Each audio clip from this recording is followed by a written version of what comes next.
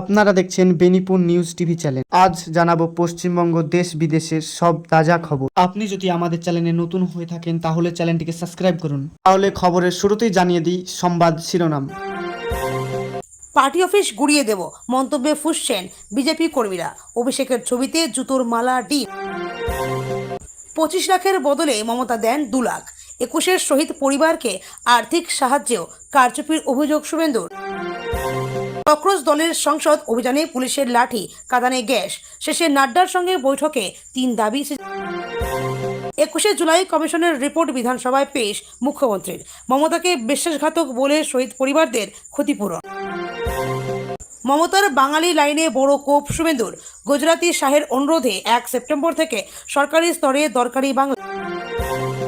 আমাকে চমকাস না, অভিষেককে হুঁশিয়ারি দিলেন মদন। সাবধান করলেন মমতাকেও। বিকেলেই খুলছে 21শে জুলাইয়ের ফাইল। তৃণমূলের পর্দা ফাঁস করবেন মুখ্যমন্ত্রী। কি হয়েছিল 1993 সালের 21শে জুলাই? কমিশনের রিপোর্ট পেশ করে শুভেন্দু বললেন, মমতার সাক্ষ্যই নেয়নি। রাজপথে ককরোচ, সংসদে নিট প্রশ্ন ফাঁসে আলোচনার দাবি বিরোধীদের। অধিবেশন মুলতবি। স্পিকার। শহীদ দিবসে কংগ্রেসের মঞ্চে থাকছে মমতার ছবি। বড় কোনো বার্তা। ট্রেনের ভেন্ডারে 2 নৃত্যশিল্পকে কুমন্তব্য। অভিযুক্ত টিকিট পরীক্ষকের বিরুদ্ধে কড়া পদক্ষেপ। 21শে জুলাইকে ভাঙিয়ে বাড়ি গাড়ি সম্পত্তি করেছে, নাম না করে অভিষেককে আক্রমণ শুভেন্দুর। লাল ফিতের ফাঁসে আটকে থাকবে না বিধায়কদের আর্জি। মুখ্যমন্ত্রীর ঐতিহাসিক সিদ্ধান্তের প্রশংসায় ফিরহাদ। 21শে জুলাইয়ে নিহতদের পরিবার চাইলে এফআইআর করবে বললেন মুখ্যমন্ত্রী। রাজনীতির অংশ হব না, 21শে জুলাই তৃণমূলের কোনো মঞ্চেই নয়, সিদ্ধান্তে অনড় শহীদ বিশ্বনাথ রায়ের পরিবার। ছটা নয়, আরও 36টা ব্যাংক অ্যাকাউন্ট আছে তৃণমূলের। জানেন তাতে কত টাকা আছে? বিচারপতির পর্যবেক্ষণে। সোনার বাংলা গড়ার গুরুদায়িত্ব শুভেন্দুর কাঁধে। মুখ্যমন্ত্রীকে চিঠি লিখে বিশেষ নির্দেশ দিলেন অমিত শাহ। অন্নপূর্ণা যোজনার 3000 টাকা পাননি? এই 5 কারণে আটকে আছে আপনার টাকা, দ্রুত চেক করুন। 21শে জুলাইয়ের মঞ্চে বিনোদন হয়, তর্পণ নয়। মমতার ঋতব্রত 2 শিবিরকেই বয়কট বরানগরের শহীদ পরিবারের।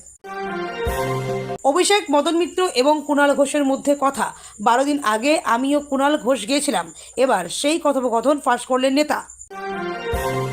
মুড়ি খেয়ে দূর থেকে কর্মীরা আসতো, মঞ্চের সামনে থাকতো তারকারা। মমতার 21শে জুলাইকে কটাক্ষ অনুব্রতর। ত্রিপুরার পুলিশ প্রধানের ঝুলন্ত দেহ উদ্ধার আগরতলার সদর দপ্তর থেকে। আত্মহত্যা বলেই প্রাথমিক অনুমান। সংসদ অভিযানের দিনই যোগাযোগ করেছে কেন্দ্র, দাবি সিজেপির। তবুও মন গড়ল না আরশোলাদের। সোমবারই অনশন ভাঙবেন। হাসপাতালে শুয়ে 3টি শর্ত লিখে দিলেন সোনাম। কেন্দ্রকে মানতে হবে যে কোনো একটি।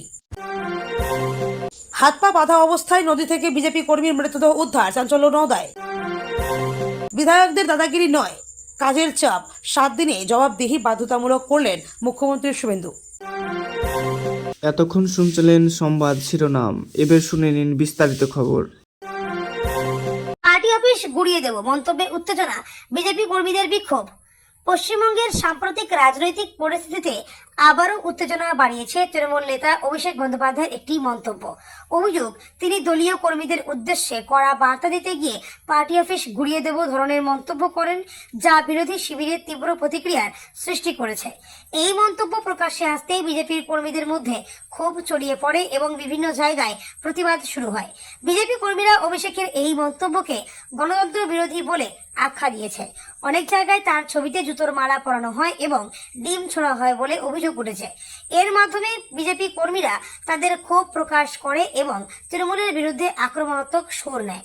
রাজনৈতিক বিশ্লেষকদের মতে সাম্প্রতিক সময়ে অভিষেক বন্দ্যোপাধ্যায়ের দলীয় কার্যালয় ভাঙার ঘটনাকে ঘিরেও রাজ্যে উত্তেজনা তৈরি হয়েছে।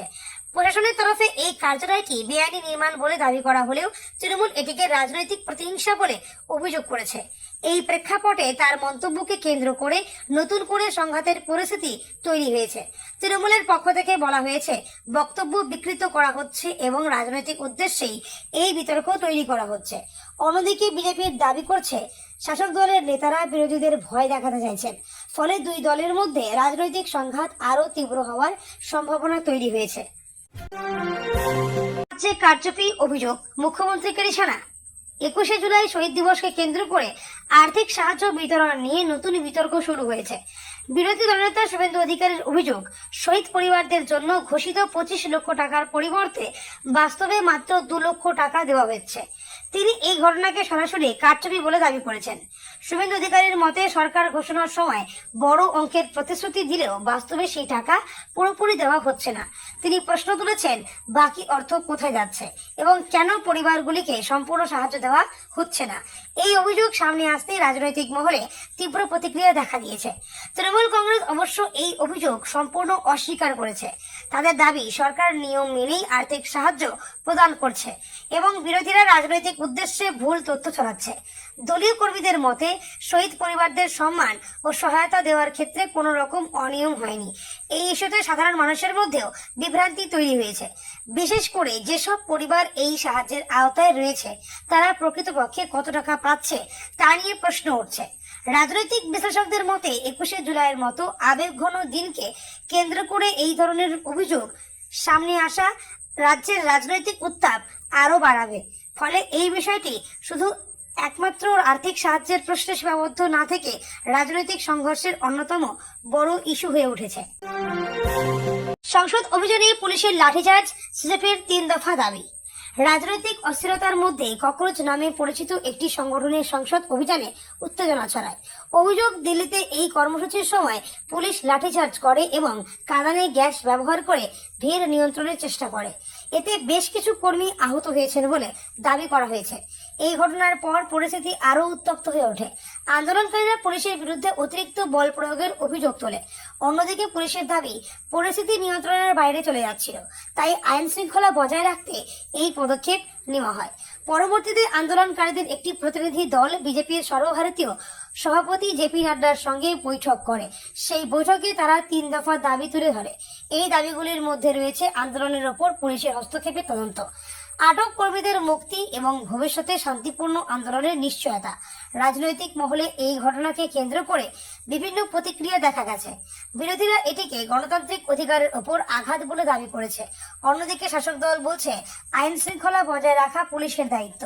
এই ঘটনার মাধ্যমে আবারও স্পষ্ট হয়েছে যে রাজনৈতিক আন্দোলন ও প্রশাসনিক পদক্ষেপের সংঘাতে উত্তেজনা দ্রুত বাড়ছে।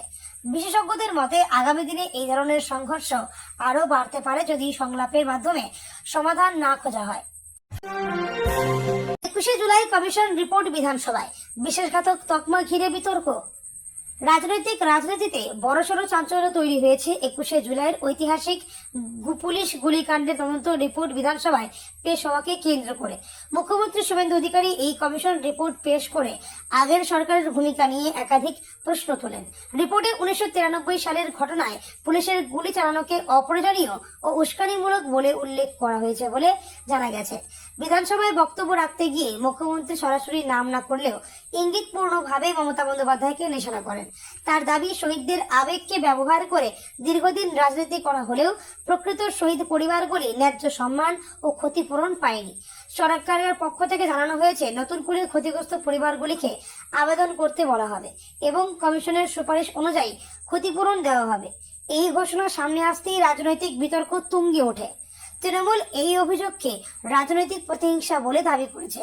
বিশেষজ্ঞদের মতে 21শে জুলাইয়ের মতো আবেগঘন ঘটনাকে কেন্দ্র করে এই রিপোর্ট প্রকাশ রাজ্যের রাজনীতিতে নতুন মেরুকরণ তৈরি করতে পারে। শহীদ পরিবারদের ক্ষতিপূরণ প্রশ্নে এখন সরাসরি শাসক ও বিরোধী শিবির মুখোমুখি অবস্থানে দাঁড়িয়ে। বাঙালি লাইন ইস্যুতে নতুন বিতর্ক, ভাষা রাজনীতিতে তীব্র সংঘাত। রাজ্যে ভাষা রাজনীতি আবারও তীব্র হয়ে উঠেছে বাঙালি লাইন প্রসঙ্গকে কেন্দ্র করে। অভিযোগ, কেন্দ্রীয় নেতৃত্বের অনুরোধে 1 সেপ্টেম্বর থেকে সরকারি স্তরে দরকারি বাংলা চালুর সিদ্ধান্ত নিয়ে বিতর্ক তৈরি হয়েছে। এই ইস্যুতে বিরোধী দলনেতা শুভেন্দু অধিকারী মুখ্যমন্ত্রী মমতা বন্দ্যোপাধ্যায়ের অবস্থানকে কড়া ভাষায় আক্রমণ করেছেন। শুভেন্দুর দাবি, বাংলার ভাষা ও সংস্কৃতি নিয়ে রাজনীতি করা হচ্ছে এবং প্রকৃত বাঙালি স্বার্থ রক্ষা হচ্ছে না। তিনি অভিযোগ করেন, প্রশাসনিক স্তরে ভাষার প্রয়োগ নিয়ে বিভ্রান্তি তৈরি করা হচ্ছে এবং এতে সাধারণ মানুষ সমস্যায় পড়তে পারে। অন্যদিকে তৃণমূল কংগ্রেস এই অভিযোগ সম্পূর্ণ খারিজ করে দিয়েছে। তাদের মতে বাংলা ভাষার মর্যাদা রক্ষা এবং সরকারি কাজে তার ব্যবহার বাড়ানোর লক্ষ্যেই এই পদক্ষেপ নেওয়া হচ্ছে। দলীয় নেতারা বলেন, বিরোধীরা ইচ্ছাকৃতভাবে বিষয়টিকে বিকৃত করে রাজনৈতিক ফায়দা তুলতে চাইছে।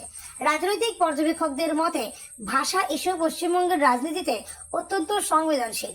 ফলে এই বিতর্ক আগামী দিনে আরো বড় রাজনৈতিক সংঘর্ষের রূপ নিতে পারে। বিশেষ করে নির্বাচনের আগে এই ধরনের ইস্যু জনমত গঠনে বড় ভূমিকা নিতে পারে।